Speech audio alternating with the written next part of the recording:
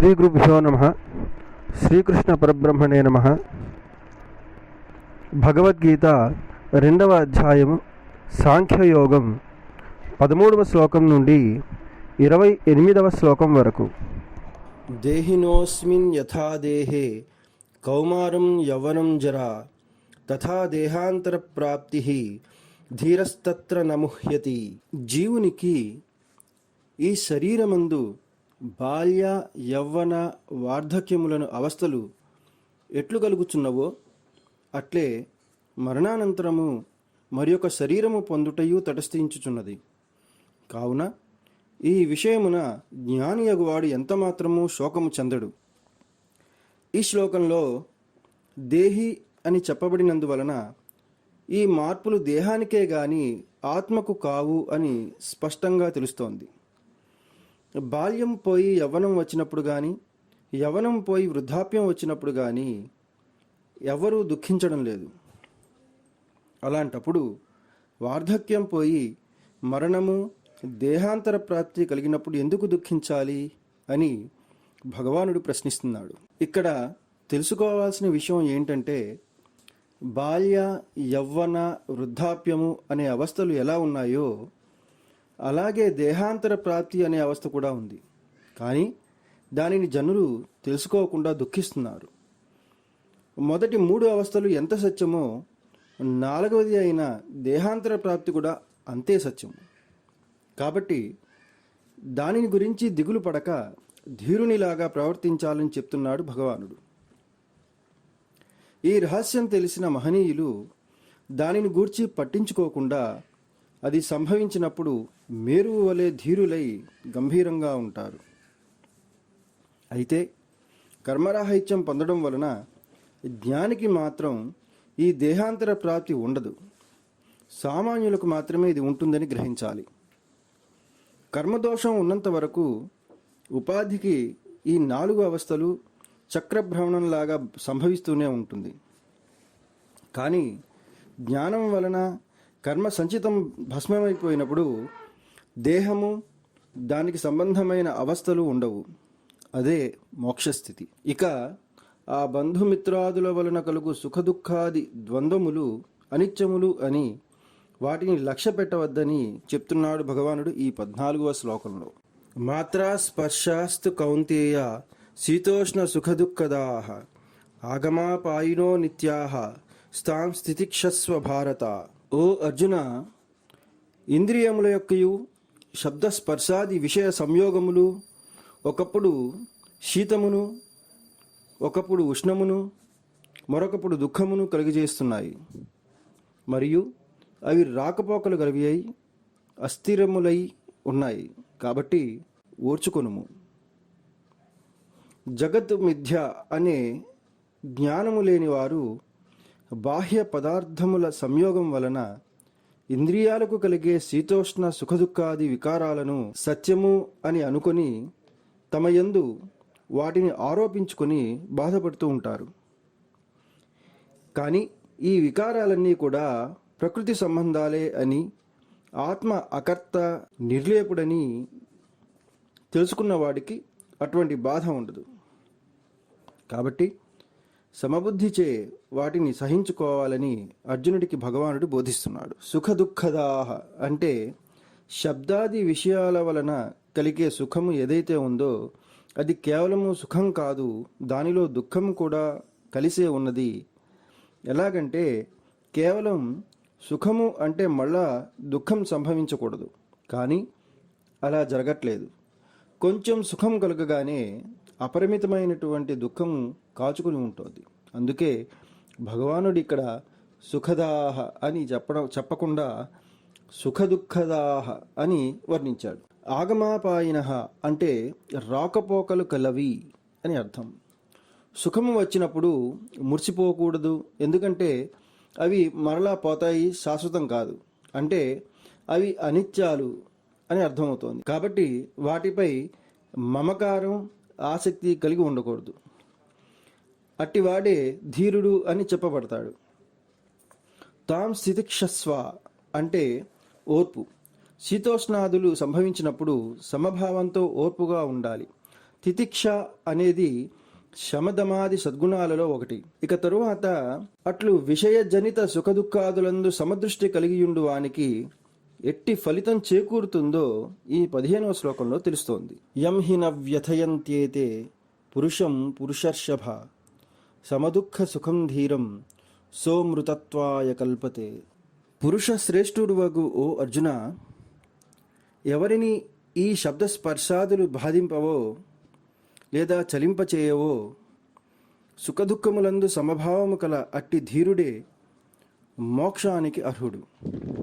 సమదుఃఖ సుఖం ధీరం అంటే సుఖదుఖాలందు సమత్వము కలిగి ఉండటమే ధీరత్వము.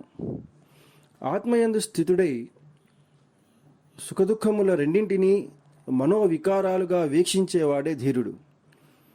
దుఃఖములాగానే సుఖం కూడా మనోవికారమే. కాబట్టి మనస్సుకి సాక్షిగా ఉన్న ఆత్మయందు నిలకడగా ఉన్న ధీరుడు ఈ సుఖదుఖాల రెండింటినీ కూడాను సమానంగా చూస్తాడు.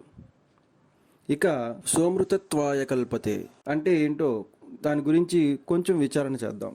మోక్షానికి అమృతత్వము అని పేరు ఉంది. మనకు కనపడే ఈ నామరూప దృశ్య ప్రపంచం అంతా కూడా మృతస్వరూపం. జనన మరణాలతో వినాశంతో కూడుకొని ఉంది.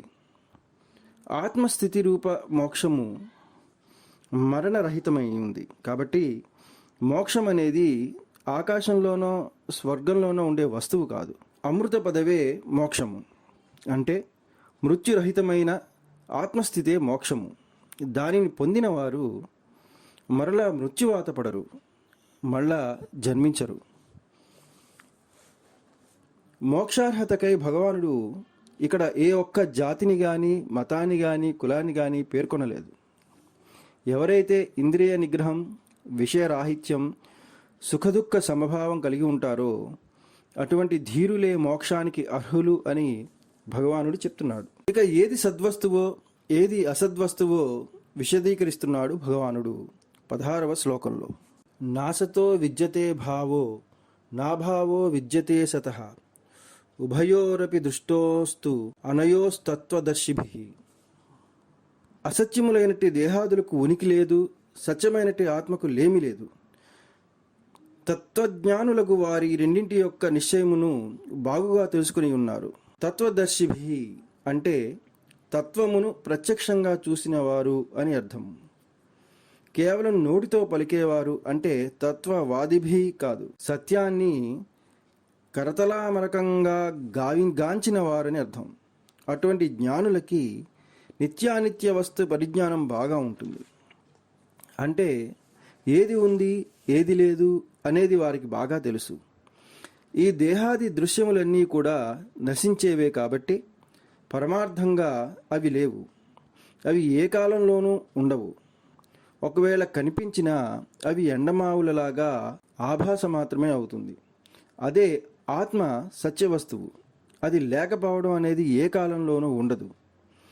ఈ యథార్థ స్థితిని జ్ఞానులకు తెలుసు. ఇతరులు ఈ సత్యాన్ని తెలుసుకోలేక లేని దానికి ఉన్నదని, ఉన్నదానిని లేదని నానా బాధలు పడుతున్నారు. ఇక్కడ గమనించాల్సిన విషయం ఏంటంటే, మొదటిది ఉన్న భగవంతుడు లేదనడం ఒక దోషం, అంటే ఆత్మ లేదనడం ఒక దోషం.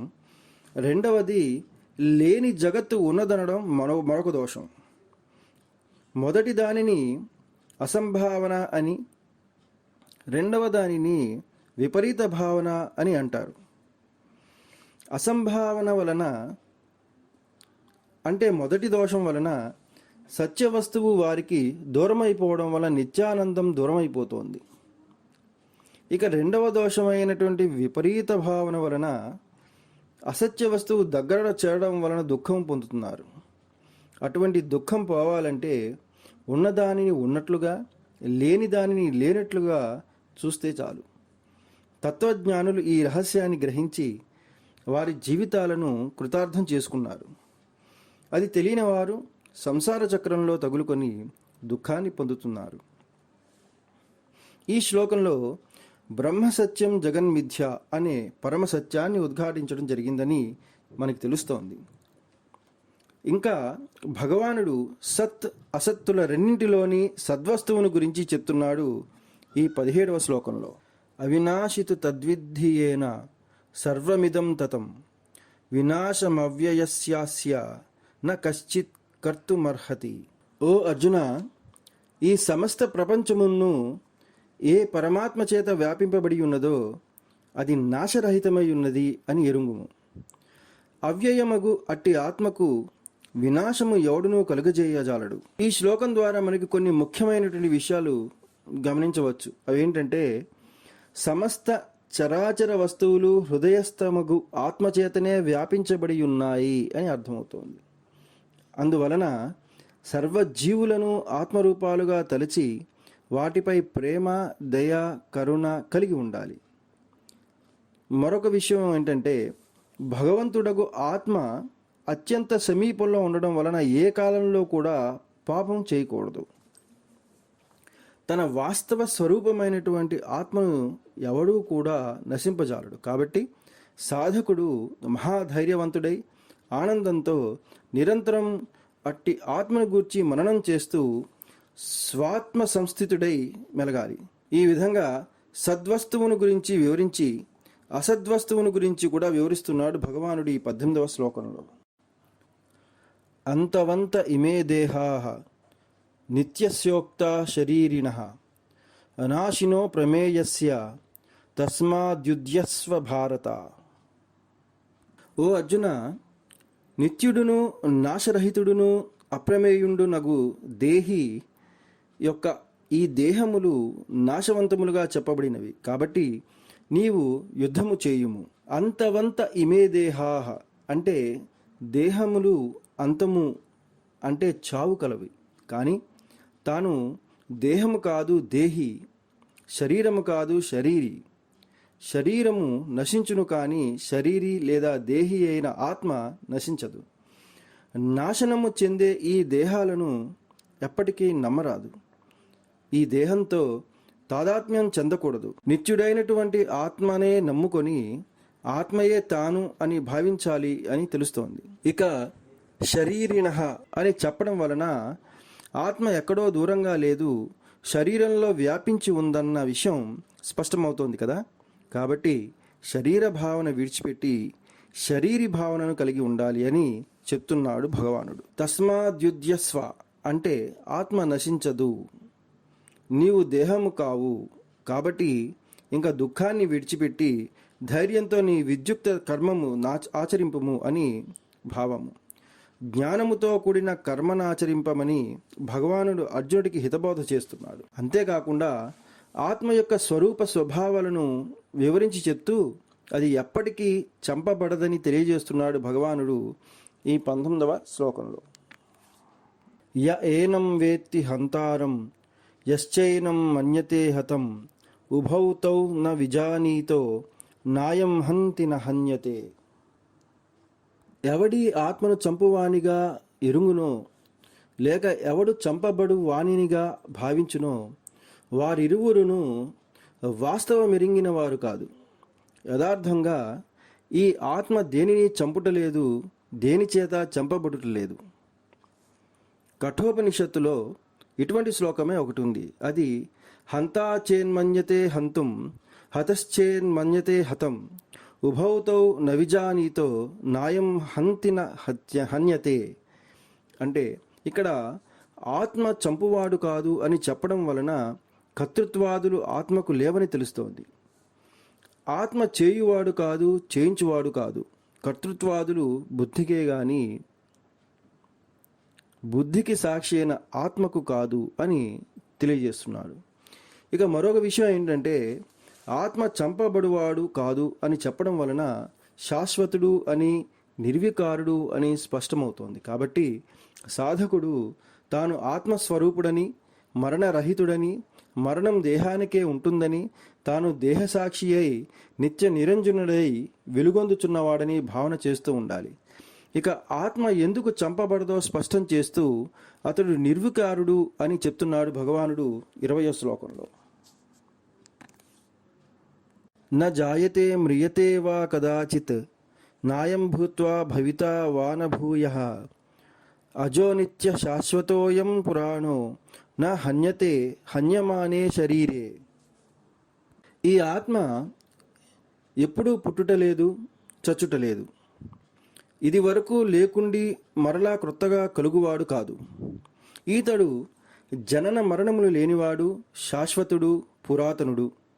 శరీరము చంపబడినను ఇతడు అంటే ఆత్మ చంపబడుటలేదు.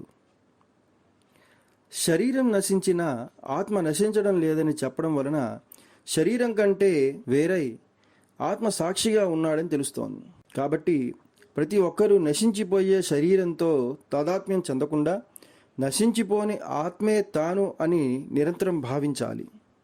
దీనివలన ధైర్యము, ఆనందము, నిర్భయత్వం కలిగి మరణ భయం పోతుంది. ఇక ఆత్మ ఒకరిని చంపువాడు కాదు. ఎందుకో చెప్తున్నాడు భగవానుడు. వేద వినాశినం నిత్యం య ఏన మజమవ్యయం కథం స పురుషః పార్థ కం ఘాతయతి హంతికం. ఓ అర్జున, ఈ ఆత్మ ఎవడు జనన మరణములు లేని వానిగాను, నాశరహితునిగాను, నిత్యునిగాను ఎరుంగునో అట్టివాడు ఎట్లు ఒకరిని చంపించగలడు, తాను చంపగలడు అని అంటున్నాడు భగవానుడు. ఈ శ్లోకంలో ఆత్మ నిత్యుడు కాబట్టి అతనిని ఎవరూ చంపలేరు, చంపించలేరు అని చెప్తున్నాడు భగవానుడు. ఆ తరువాత దేహములు అనిత్యములని, దేహియగు అయిన ఆత్మ నిత్యుడని ఉపమానం ద్వారా చెప్తున్నాడు భగవానుడు. వాసాంసి జీర్ణాని యథా విహాయ నవాని గృహ్ణాని నరోపరాణి తథా శరీరాని విహాయ జీర్ణాని అన్యాని సంయాతి నవాని దేహి. చిరిగిపోయిన పాత బట్టలను విడిచి మనుజుడు ఇతరములకు క్రొత్త బట్టలను ఎట్లు ధరిస్తున్నాడో అట్లే దేహియగు ఆత్మ శిథిలములైన పాత శరీరములను వదిలి ఇతరములకు క్రొత్త శరీరములను ధరించుచున్నాడు. శిశిరకాలంలో చెట్లు ఆకులు రాలిపోయేటప్పుడు ఎవరు బాధపడరు. ఎందుకంటే కొత్త చిగురు మరలా వస్తుందనే ధైర్యం ఉంటుంది. మరణం కూడా అంతే అని ఇక్కడ భగవానుడు చెప్తున్నాడు. శిథిల దేహ పరిత్యాగమే మరణము. జీవుడు తన జీర్ణ దేహాన్ని వదిలి నూతన శరీరాన్ని గ్రహించబోతున్నాడు. కాబట్టి మరణం అనేది దుఃఖించాల్సిన విషయం కాదని భగవానుడు చెప్తున్నాడు.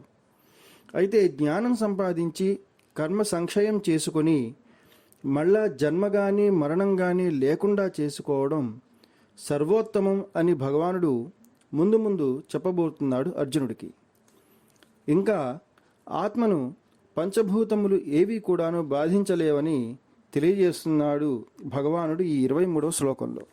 నైనం ఛిందంతి శస్త్రాని నైనం దహతి పావకః న చైనం క్లేదయంత్యాపో న శోషయతి మారుతః.